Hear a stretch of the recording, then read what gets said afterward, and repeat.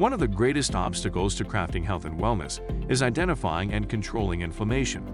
It's at the core of all complex and chronic diseases, and it's the driving mechanism that underlies the most common symptoms that people like you struggle to overcome.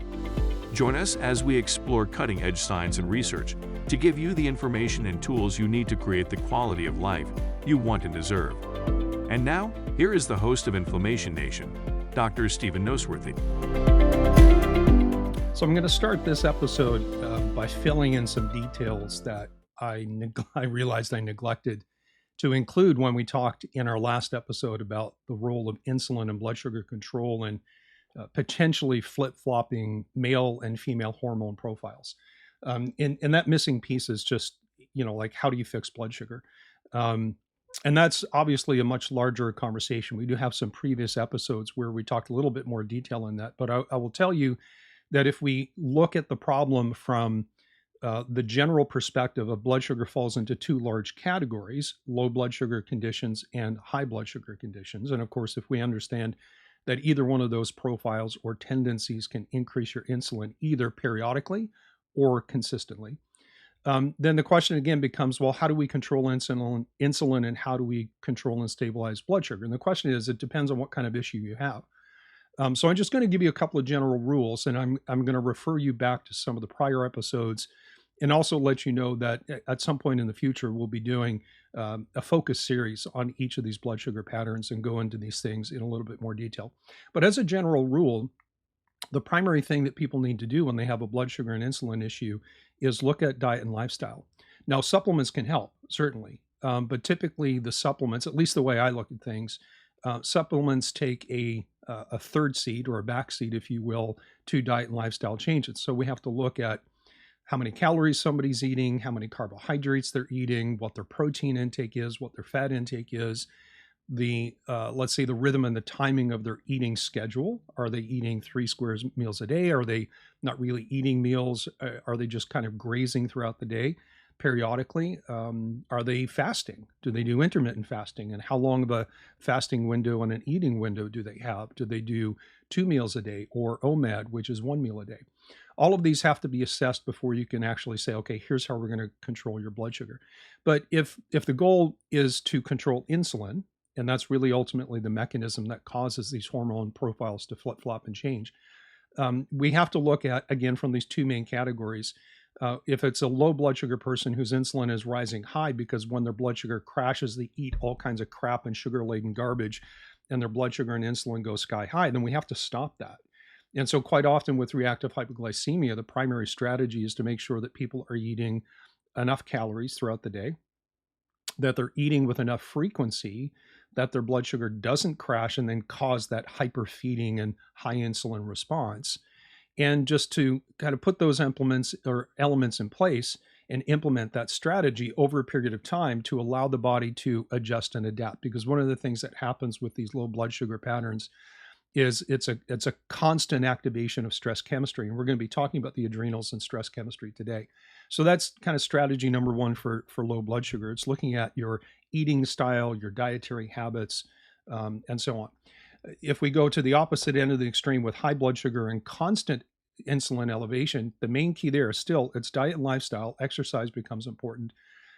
But the main approach in controlling insulin with someone who has high blood sugar and insulin resistance is to control their carbohydrate intake and to leverage the power of protein in their diet to inhibit insulin and increase the production of something called glucagon.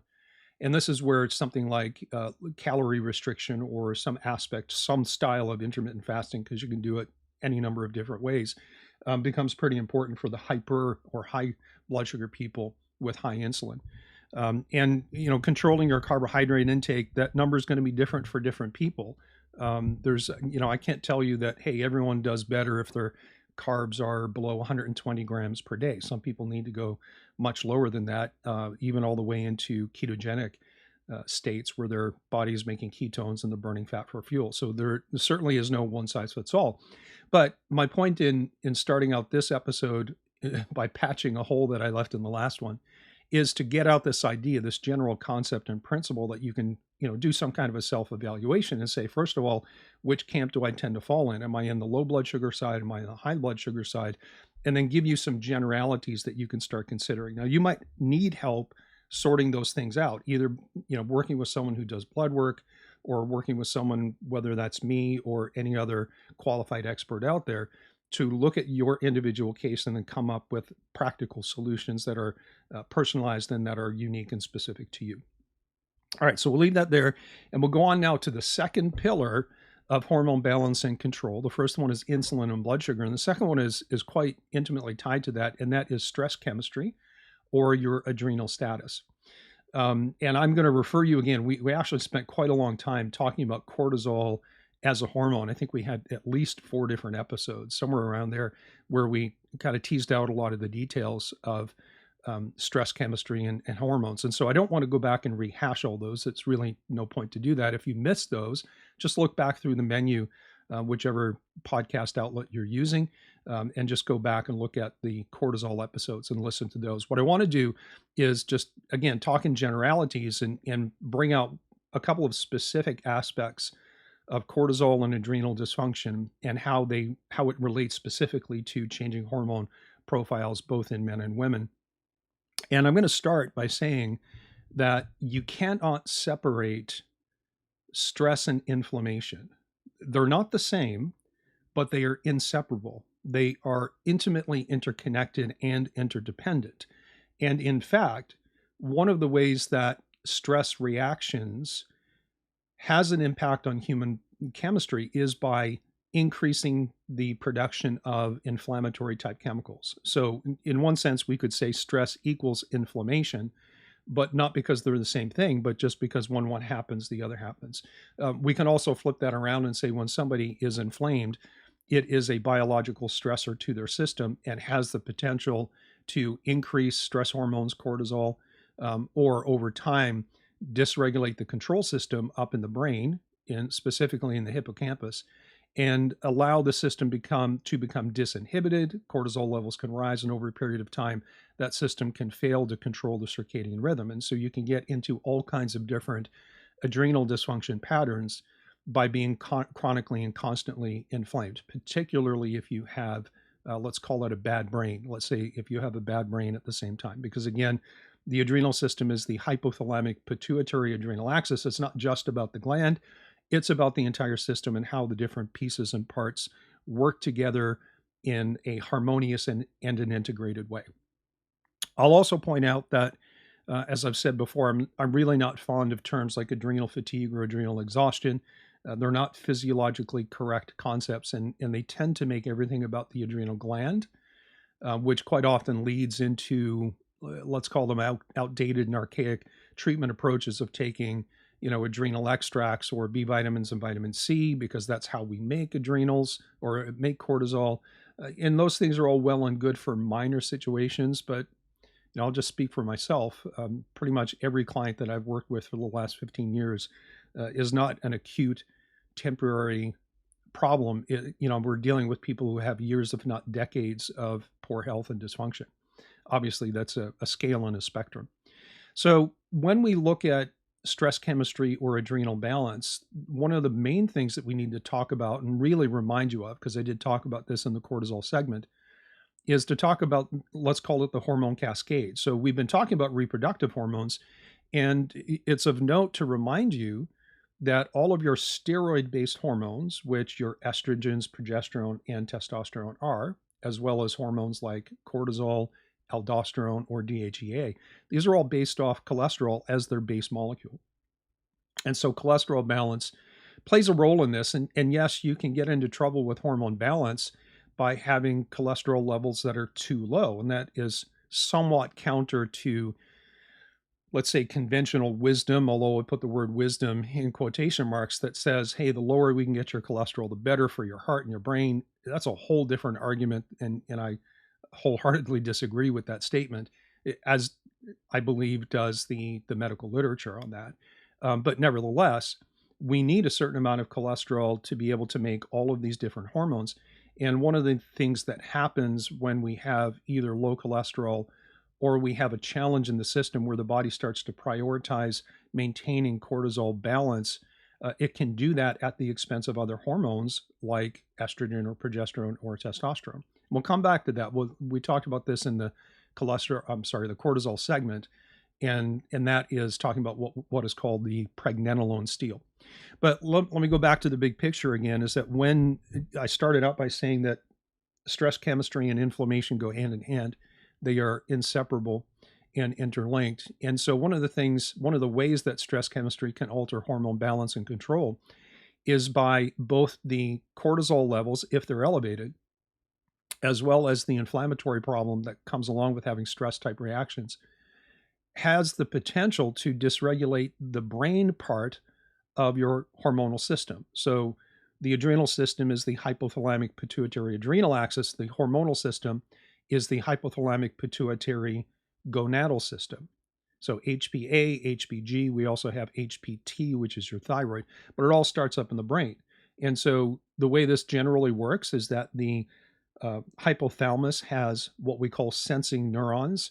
And in fact, the hypothalamus and the pituitary are kind of divided into different segments, and one segment controls the adrenals, one controls the thyroid, and the other one controls the gonadal system, at least as it relates to these hormonal systems.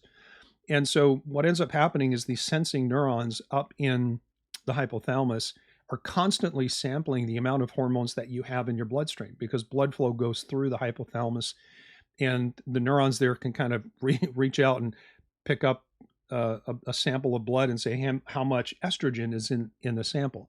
And so your brain knows at all times, in general, how much hormone you have floating around in your bloodstream. Now remember, these are protein-bound hormones that are not biologically active. And so the hypothalamus can take these up and examine them without affecting its own function. And based on its assessment of whether hormone levels are too high or too low, it will send a signal through the pituitary gland, ultimately down to your reproductive organs, to make more or less hormones. And so the system is constantly fine-tuning itself by increasing or decreasing production over both long as well as short time cycles so that you maintain hormone sufficiency. Now, that's a different question than whether or not we have enough free fraction or biologically active hormones at the cellular level. It's a different part of the conversation. We've talked about that again in previous episodes. And so with stress chemistry and inflammation, what happens is the brain component, let's call it the central command of how your reproductive system is producing things, that can get dysregulated. And usually what ends up happening is we see an inhibition of both hypothalamic as well as pituitary gland output. So gonadotropin releasing hormone from the hypothalamus, and either luteinizing hormone or follicle stimulating hormone from the pituitary, and that's going to affect men and women in different predictable ways. But basically, stress and inflammation tends to shut down how the brain signals out into the reproductive system, which means you're going to make less or fewer hormones. And so if somebody does a blood sample or does a saliva sample and sees that your hormones are low and just immediately concludes that you need hormone support, and all they do is put you on hormone replacement therapy, and they don't investigate whether or not there's inhibition of these brain-based structures, what we would call a secondary hypogonadism. And if they don't chase down the source and correct as possible the source of the stress chemistry and the inflammation, then you're just going to continue on with problems, because simply replacing hormones that are deficient doesn't fix the issue unless the problem is a defunct set of ovaries or a defunct set of testicles. Now, that also isn't always entirely true, but the easiest example might be a woman who goes through, say, she ends up having a hysterectomy and also has her ovaries removed at maybe an age that's earlier than when she would normally go through menopause, for whatever reason that might be. I mean, clearly there was a problem that was leading to the hysterectomy and the surgery. And so you could argue, well, giving hormones still doesn't address the root cause, because whatever caused that is perhaps still there. But nevertheless, I think you understand my point, is that sometimes we look at labs and it gives us some information about how the system works, but it begs other questions like, okay, where's all this coming from? And so understanding that stress chemistry and inflammation go hand in hand, and they can change how the brain signals to the reproductive organs, helps us understand, how we might end up with, for example, a woman with perimenopausal symptoms, or And if we throw on top of that, for example, some kind of insulin elevations that flips the hormones and increases the production of androgens, then now we have two problems that are interlinked with each other, and we have to fix those to get back to any semblance of normal, if not optimal function. And so understanding the hormone cascade and how all steroid-based hormones are made out of cholesterol, and how the impact of stress chemistry and inflammation affects the brain signaling down to the reproductive system is important. Now let's talk about this thing called the pregnenolone steal. Again, I mentioned this back when I did the cortisol segment, and that's, again, several different episodes long, so you can go back and take a look at that. I'm just going to talk about the highlights here and make sure that you're understanding kind of the big picture concepts that are associated with that part of how everything fits together. And the pregnenolone steal goes like this. When your body is presented with some kind of chronic stress challenge, and this doesn't tend to happen with short-term stressors, right? Stressors that come and go. This is where we have chronic ongoing stress or maladapted stress responses. And what ends up happening is in the innate intelligence of the body, it says, hey, I'm under chronic stress, so I need to make sure at the very least that I continue to make enough cortisol to handle this. Now, that's ultimately a losing game because you can outstrip your ability to produce cortisol, and that starts to dysregulate over time. And so what was a sufficient response at one point may be a deficient response 6 months down the road. But nevertheless, in its prioritization strategy, because all these hormones come from the same source material, if I need a way to make more cortisol so that I can continue to respond to stress, I have to get the raw material for that somewhere. And by doing that, I can end up taking away the raw material to make things like estrogen, progesterone, and testosterone. And so the pregnenolone steal basically says that as we go from cholesterol as the base molecule to pregnenolone as the mother of all hormones from which all of your steroid-based hormones are made, if we divert your pregnenolone pool, which you have a limited capacity to make, if we divert that into the cortisol production pathway, then again, we have the potential to cause deficiencies in other areas. And so it's kind of a physiological case of robbing Peter to pay Paul, if you will. And so what ends up happening again is somebody comes along and measures hormones either in blood or saliva, and they see that hormones are low, but they don't check cortisol levels, they don't check DHEA levels, they don't check pregnenolone levels, they don't cross-correlate that with their cholesterol, and they just end up replacing hormones without actually understanding what the problem was to begin with. And that is going to play out slightly in different case contexts, like whether or not you're dealing with a man versus a woman, or if you're dealing with a woman who is in her reproductive years and has or should have her cycle, or a woman who's in the perimenopausal segment of her life, or she is postmenopausal, or perhaps she's had a hysterectomy at any given age. And so, going back and just kind of reviewing, it's very important. And I've tried to give you these pillars in somewhat of a ranked order, and that's difficult to do because everyone's different. Not everyone has an insulin issue. Not everyone has a blood sugar problem. Not everyone has an adrenal issue. Maybe your problem, if you have a hormone imbalance, is not these first two pillars of insulin and blood sugar, as well as stress chemistry and inflammation. Maybe your problem's in your gut.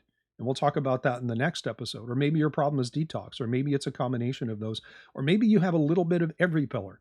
And this is why having a model and a paradigm to work from is so much better than just simply grabbing at straws or throwing a bunch of things at the wall and seeing what sticks. It's a very precise and analytical systems-based way to understand what's going on with your hormones.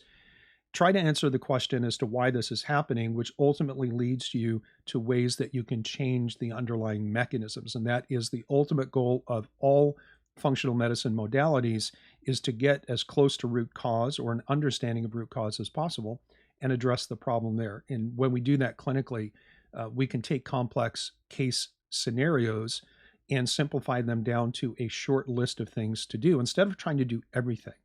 And that obviously can be very inefficient, very effective, and also very expensive. So that is the second pillar of hormone balance and control.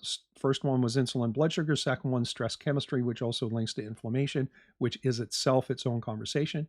But I'll see you next episode. on the Inflammation Nation. Thanks for tuning in. Thank you so much for listening to the Inflammation Nation. If you found this episode valuable, please rate, review, and subscribe to our podcast.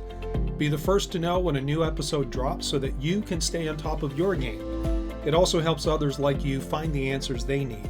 And why not head over to my main website, drnoseworthy.com, that's drnoseworthy.com, to explore my personalized functional medicine coaching programs, submit a question to the podcast, maybe take a quiz, or even reach out to me using the contact form that you can find there. We'll see you next time.